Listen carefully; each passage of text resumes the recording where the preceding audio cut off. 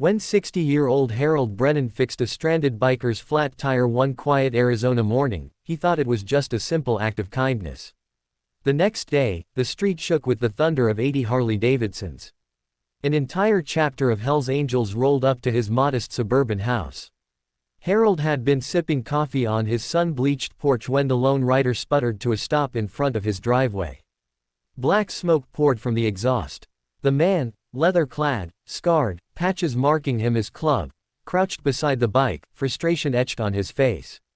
Harold set his mug down and walked over without hesitation. "Looks like you caught a nasty one there," he said. The biker looked up warily, eyes sharp as broken glass. Most people would have backed away. Harold extended a grease-stained hand. "Name's Harold. I've got tools and a patch kit in the garage." After a pause, the man gripped his hand. "Danny." They rolled the heavy motorcycle up the cracked driveway into Harold's garage. For the next hour, Harold worked with practiced ease, patching the tire, checking pressure, while Danny passed tools and slowly opened up. He talked about the army, the road that saved him, the brotherhood that kept him alive. "You remind me of my old man," Danny said quietly. "He was a mechanic too. Tried to teach me before I got too angry to listen." Harold met his eyes. Good fathers leave marks on more than just their sons. When the repair was done and the engine purred again, Danny pulled out a thick roll of bills. Harold waved it off. "Pass it forward when you can." Danny rode off, glancing back at the old man on the porch with something like gratitude in his eyes. In that moment, he made a decision. The next morning, distant thunder grew into a deafening roar. Harold stepped outside, mug in hand, as 80 bikes flooded the street in perfect formation. Chrome gleamed in the sun. Leather vests bore the same patches. Riders dismounted in unison, filling his small yard like an army paying respects. Danny approached the porch. "You didn't just fix my tire yesterday," he called, voice carrying over the crowd.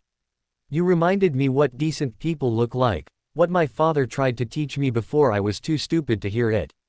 Then the bikers moved with quiet purpose. Some repaired the sagging fence Harold had ignored for years. Others trimmed hedges and tended the flower beds his late wife Martha had loved, handling the blooms with surprising gentleness. Calloused hands that could break bones worked carefully to honor her memory. Harold stood speechless on the porch, watching 80 strangers turn his neglected yard into something beautiful, no payment asked, no questions raised.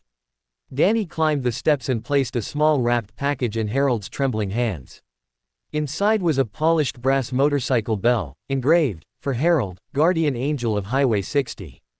As the sun rose higher, the work continued around him. Harold understood his small gesture had rippled through an unseen network of loyalty and honor. Kindness had been repaid not with money, but with action and respect. When the last bike rumbled away and silence returned, Harold stood holding the bell, feeling Martha's presence in the breeze. Some ordinary mornings change everything. A single act of help, offered without expectation, can return multiplied, proof that brotherhood and decency still exist, even in a hard world.